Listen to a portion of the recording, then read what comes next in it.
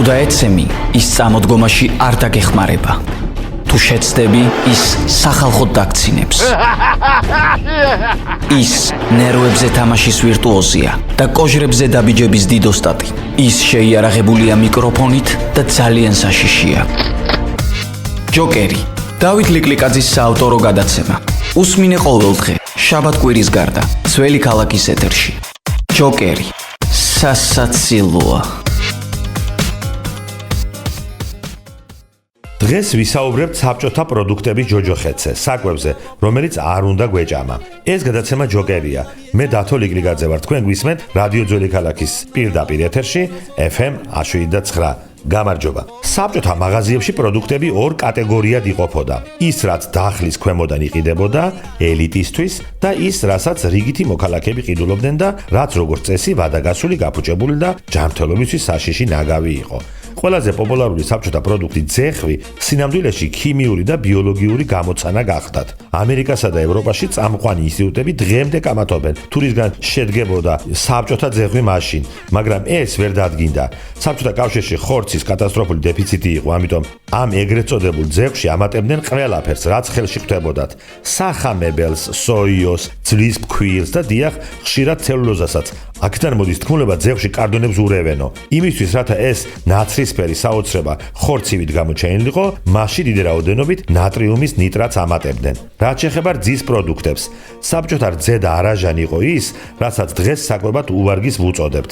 მაღაზიებში არაჟანს ხშირად კეფირს ან წყალს ურევდნენ, რათა მოცულობა გაეზარდათ. იმისთვის, რომ მასა სქელი გამოჩენილიყო, შიგ სახამებლის ან ცარცის ფხვნილსაც კი უმატებდნენ. საზარელი ანტისანიტარიის გამო რძე იმდენად სწრაფად ფუჭდებოდა, რომ მასში სოდას ყრიდნენ სიმჟავის ჩასაქრობად. ოთლებზე მითითებული თარიღები ხშირად ყალბი იყო. ხორცის დეფიციტის გამო დაწესებული თევზის დღე ხუთშაბათი ბევრისათვის საავადმყოფოში დასრულდა.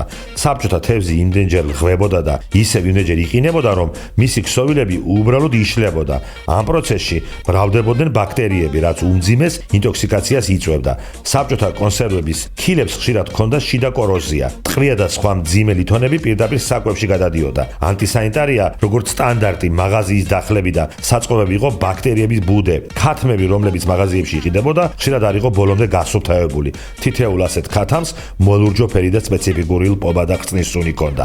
მათ ქლორიან წყალში რეცხავდნენ, რათა ეს სუნი დაეფარათ. წყლის კიოსკები ალბათ ახსოვთ ძველებს, სადაც ერთი ჭიქით ათასობით ადამიანი სვამდა წყალს.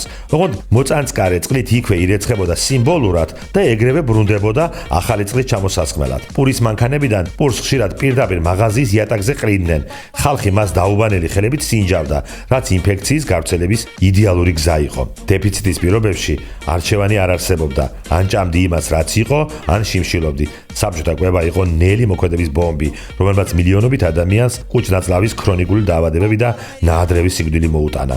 ეს გადაცემა ჯოკერია. მე დათო ლიკლიკაძე ვარ. შევხვდებით ერთმანეთს ყოველდღე, შაბათ-კვირის გარდა. თუ დაეცემი, ის წამოდგომაში არ დაგეხმარება. თუ შეცდები, ის სახალხოდ დაგცინებს. ის ნერვებზე თამაშის ვირტუოზია და კოჟრებზე დაბიჯების დიდოსტატი. ის შეიარაღებულია მიკროფონით და ძალიან საშიშია.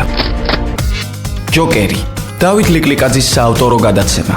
უსმინე ყოველდღე, შაბათ-კვირის გარდა, ძველი ქალაქის ეთერში. ჯოკერი, სასაცილოა.